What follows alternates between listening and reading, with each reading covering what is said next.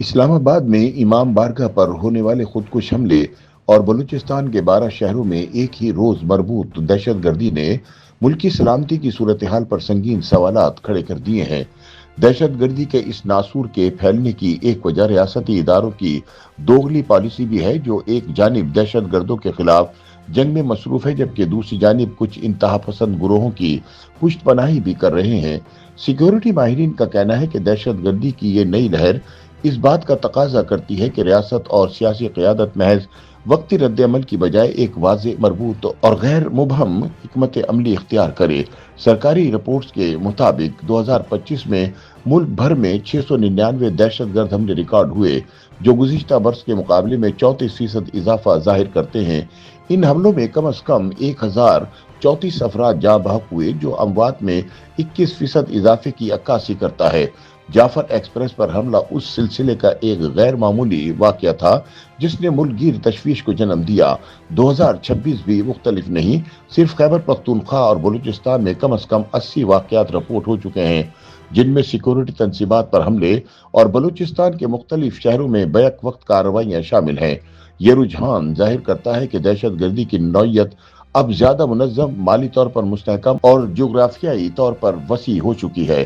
Pakistani security forces مسلسل intelligence بنیادوں پر کارروائیاں کر رہی ہیں، خصوصاً ان گروہوں کے خلاف جنہیں ریاست فتنۃ الہندوستان اور فتنۃ الخوارج کے نام سے موصوف کرتی ہیں۔ حکام کے مطابق یہ نیٹ ورکس نہ صرف منظم ہیں بلکہ انہیں بیرونی سرپرستی بھی حاصل ہے، جس کے باعث خطرات کی نوعیت مزید پیچیدہ ہو گئی ہے۔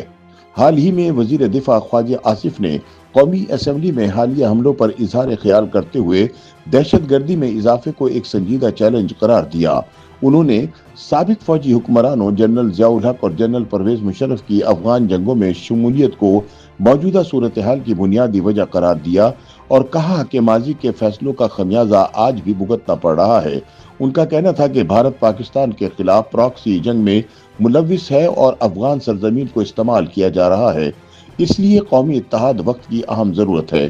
مبصرین کے مطابق پاکستانی ریاست کی موجودہ انسداد دہشت گردی پالیسی زیادہ تر رد عمل پر مبنی دکھائی دیتی ہے، جبکہ حالات تقاضا کرتے ہیں کہ پیشگی اقدامات اور طویل المدت حکمت عملی کو ترجیح دی جائے۔ نیشنل ایکشن پلان پر مکمل اور یکساں عمل درآمد نہ ہونے کے باعث شدت پسند عناصر کو دوبارہ منظم ہونے کا موقع ملا۔ کالعدم تنظیموں سے وابستہ بعض افراد کے نام چوتھے شیڈول سے نکالے جانے کے بعد وہ دوبارہ سرگرم ہوئے اور فرقہ وارانہ کشیدگی کو ہوا ملی۔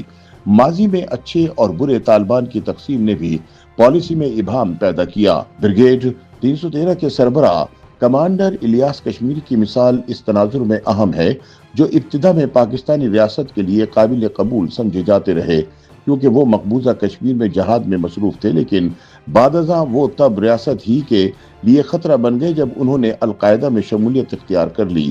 نتیجہ یہ نکلا کہ انہیں وزیرستان میں سیبوں کے ایک باغ میں ڈرون حملے میں پار کر دیا گیا۔ تجزیہ کاروں کے مطابق دہشت گردی کے خلاف قومی اتفاق رائے کی راہ میں سیاسی مصلحتیں بھی آڑے آتی رہی ہیں۔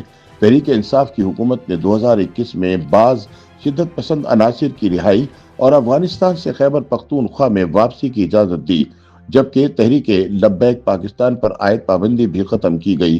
دوسری جانب پاکستان مسلم لیگ نون پر ماضی میں بعض فرقہ وارانہ گروہوں سے روابط کے الزامات عائد ہوتے رہے۔ پیپلز پارٹی نے بھی انتخابی سیاست میں کالعدم تنظیموں سے اتحاد کیا، جبکہ جمیعت العلماء اسلام کے بعض دھڑوں کی افغان طالبان سے نظریاتی قربت کسی سے پوشیدہ نہیں۔ تجزیہ کاروں کے مطابق دہشت گردی کے اس چیلنج سے نمٹنا ہے تو ریاست کو ہر قسم کی عسکریت پسندی کے خلاف یکساں اور غیر امتیازی پالیسی اپنانا ہوگی۔ نیشنل ایکشن پلان پر سختی سے عمل درآمد، قانون نافذ کرنے والے اداروں کی نظریاتی اور پیشہ ورانہ اسکریننگ، تفتیشی نظام میں جدید فرانزک سہولیات کا فروغ اور سیاسی جماعتوں کی جانب سے شدت پسند عناصر سے واضح لا تعلقی ایسے اقدامات ہیں جو فوری توجہ کے متقاضی ہیں۔ اسی طرح پارلیمان کو محض تقاریر تک محدود رکھنے کی بجائے عملی اور متحد کردار ادا کرنا ہوگا۔ معروف تجزیہ کار سہیل وڑائچ کے مطابق دہشت گردی کے خلاف جنگ صرف بندوق کے زور پر نہیں جیتی جا سکتی، जब तक रियासती पॉलिसी में इबाहम बाकी रहेगा और सियासी क़यादत वाज़ेह समत का तयन नहीं करेगी, शिद्दत पसंद अनासिर खला से फ़ायदा उठाते रहेंगे। मौजूदा सूरत हाल इस अमर की मुतकाजी है कि कौमी सलामती के मामले पर किसी किस्म की मसलहत या इबाहम की बजाय एक दो टोक मरबूत और देरपा हिकमत अमली इख्तियार की जाए।